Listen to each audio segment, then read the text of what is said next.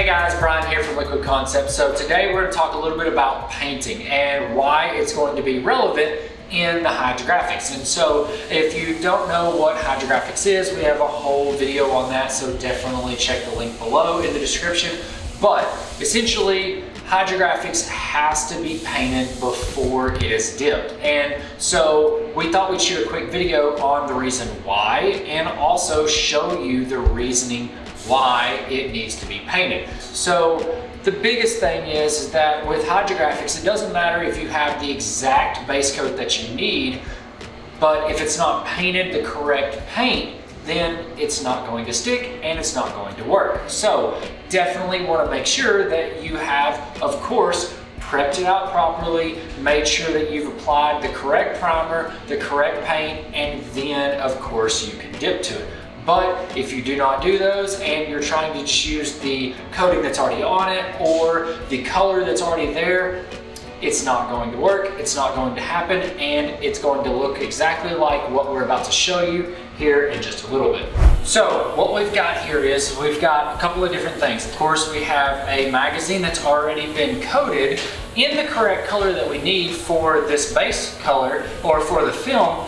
But of course it's not going to actually work because it's not the correct paint, like what I was saying before.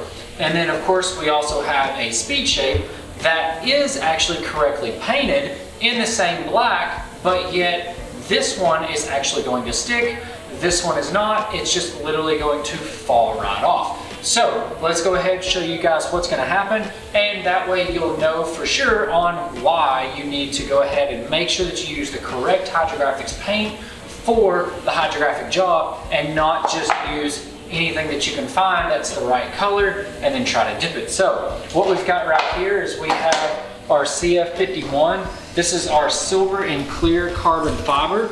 So this looks really good underneath a black. So just to kind of give you an idea, it'll look something very similar to this right here.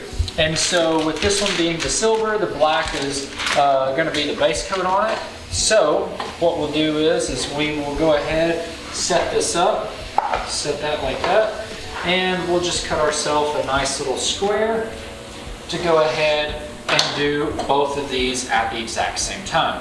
So let's go ahead, let's get this in the water, and we'll show you the end result of what's going to happen if you do not paint the part versus if you do paint it with the correct paint for the Hydrographics.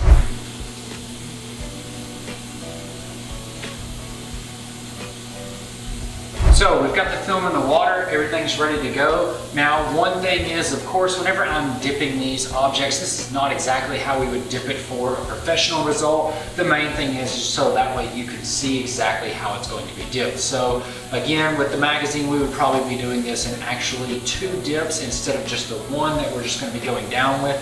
But again, for the video, we're going to show you guys, and you'll definitely see a big difference in how it works. So let's go ahead, let's get the activator, and let's start spraying it on the film.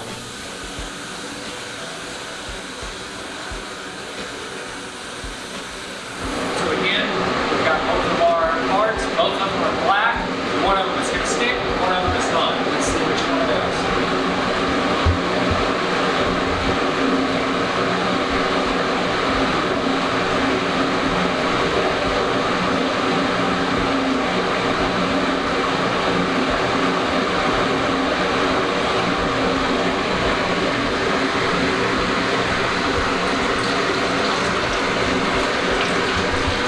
So as you can clearly see, yes, we were able to use the black base coat, and yeah, it did stick for maybe a couple of seconds, if that, but the first time that you touch that, and again, I am just barely touching that, it is of course just smearing right off because essentially it is not actually adhering to the base coat itself. Now we go over to the other one, this one right here, and if we just barely touch it, it's actually stuck very well. And so this is the exact reason why you always want to make sure that you base coat your parts with the correct base coat that's made for the Hydrographics, and not just some base coat that you found or that you have, or even just using what's already there, because a lot of the clear coat base coats, a lot of the single stage paints, those are going to end up with the exact same way of looking just like this whenever you go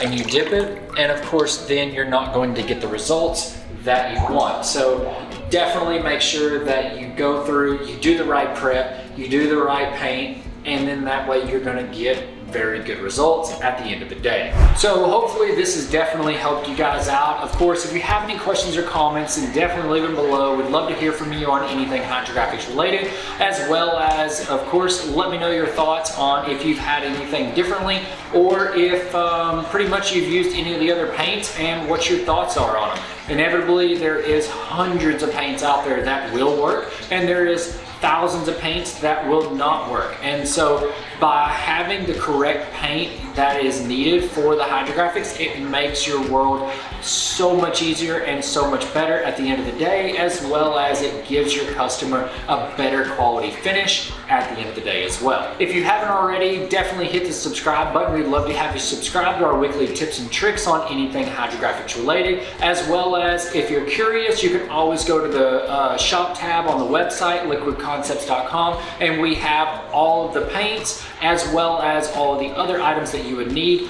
for Hydrographics, from clear coats to film to activator and anything in between. If you need it, we more than likely have it there on the website, so definitely check that out. I'm Bryan from Liquid Concepts, and this is how we customize your world. We'll see you guys next time.